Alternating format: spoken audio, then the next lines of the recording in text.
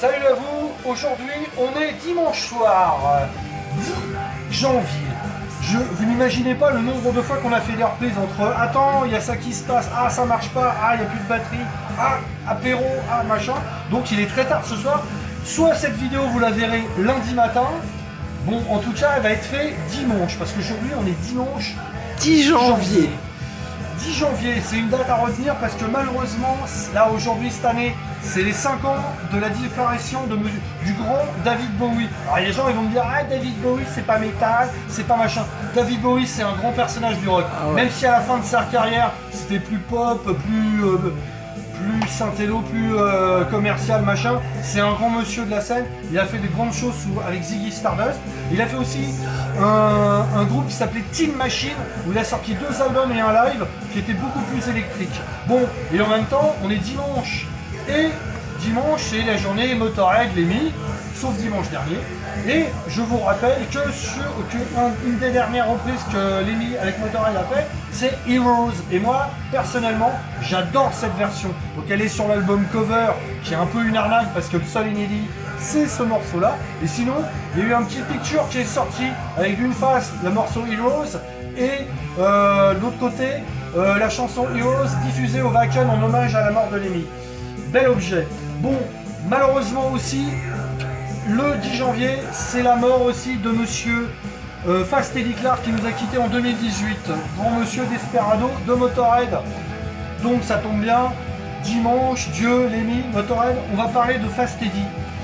Alors, monsieur Fast Eddie Clarke, avant d'être dans Motorhead, il a joué avec monsieur Curtis Knight, artiste américain de rhythm and blues, soul, funk, qui a eu pour un moment comme guitariste monsieur Jimi Hendrix.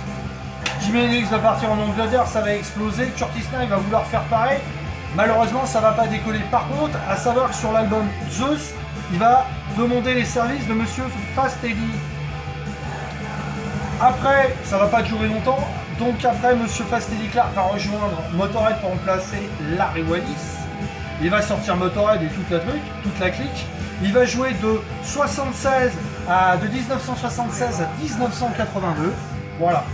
À savoir derrière, ce que vous entendez, c'est un morceau avec Lemmy qui a été écrit beaucoup plus tard dans les années 90 sur un album solo de Fast Eddie Clarke.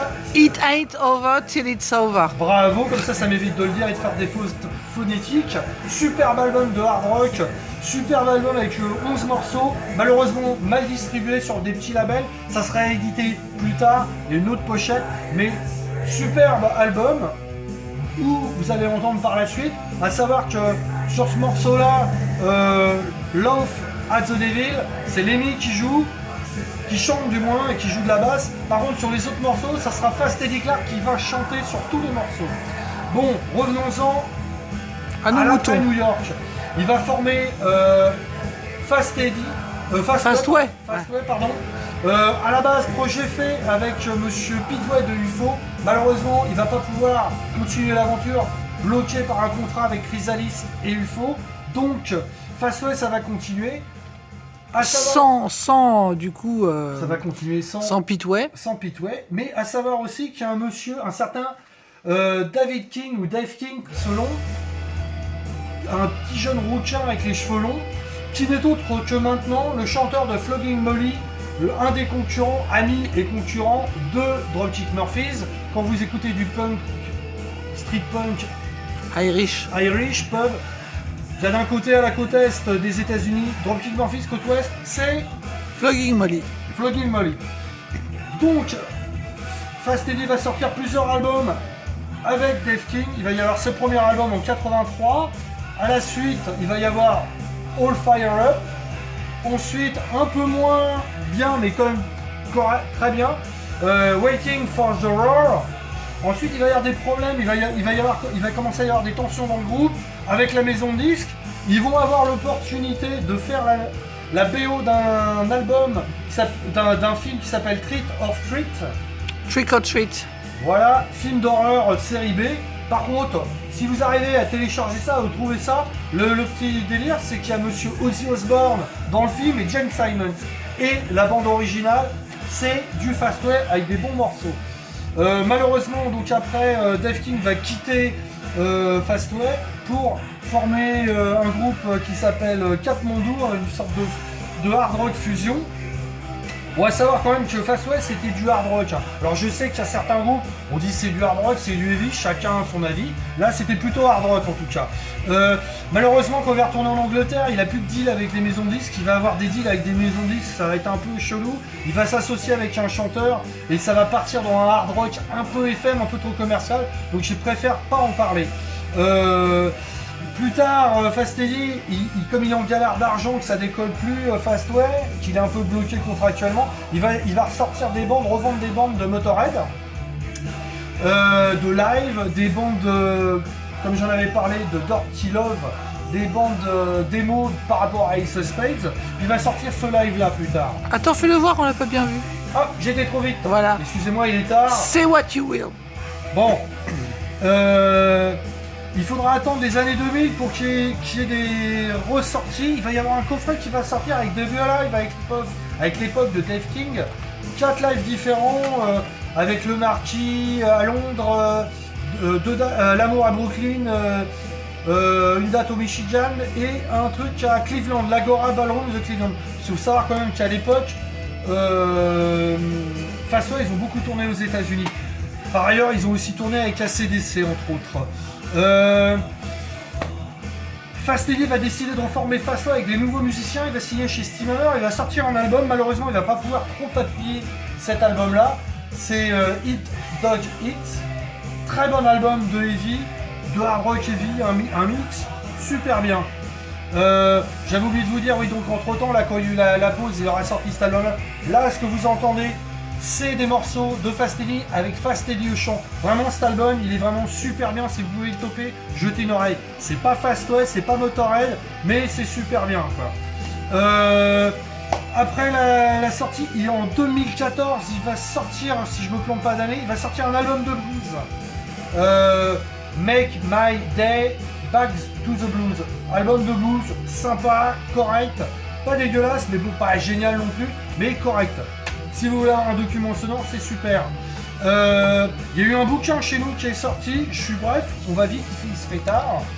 Un bouquin écrit par Julien Deléglise, qui a fait sorti aux éditions Camion Blanc, Par-delà les cimes de Motorhead. Super bouquin qui parle de la vie de Fast Eddie et en même temps je pense qu'on se rejoint sur toutes les critiques et les chroniques qu'il a fait sur leur album. Je suis assez d'accord avec lui, super document, donc si ça vous intéresse, à voir. Malheureusement Fast Eddie, il va avoir juste un peu avant sa mort, il va un peu appuyer tardivement l'album Hit Dog Hit avec les premières parties sur la tournée anglaise de Saxon. Malheureusement il va pas suivre les dates européennes, malheureusement on l'attendait au Trianon, mais malheureusement il n'était pas là parce que déjà malade. Il nous a quittés. Moi j'aurais bien aimé que Fast Eddie il remplace Wurzel. T'as pas parlé des Muggers? Je n'ai pas parlé des Muggers, effectivement. Je vais finir ce que je dis. Ouais. Donc j'aurais bien aimé que Fast Eddie rejoigne Motorhead quand Wurzel a quitté Motorhead, parce qu'en plus c'est la période où Fastway ça se cassait la gueule, qu'il est en train de se perdre avec l'autre chanteur dans de la FM et malheureusement un peu perdu contractuellement, ça aurait été bien. Mais bon, il est réapparu sur des concerts live. Alors à savoir les Muggers, oui effectivement, merci Roxane. Les Muggers, c'est à l'époque de Motorhead. Filthy avec Fast Eddie, parce qu'il y avait des connivences tous les deux, ils vont faire un groupe de reprises de rock, de classique rock, pop rock, rock and roll. Ils vont faire quelques concerts et il va y avoir des enregistrements enregistrés au Rainbow Theatre. Alors à savoir que ce document sonore, vous ne le trouvez que sur un best-of de Motorhead qui s'appelle Best of Motorhead All the Ace. Alors attention, parce qu'il y a eu plein d'éditions de cette compile, il n'y a que 2 éditions qui ont ce bonus avec les Muggers Tapes. Donc, ouais. Et à savoir aussi la petite histoire, c'est que pour les concerts, ils ont fait quelques dates en Angleterre. Ils avaient invité monsieur Wilco Johnson des Dr Feelgood, groupe pub rock mythique. Donc voilà, ça c'est une petite aparté.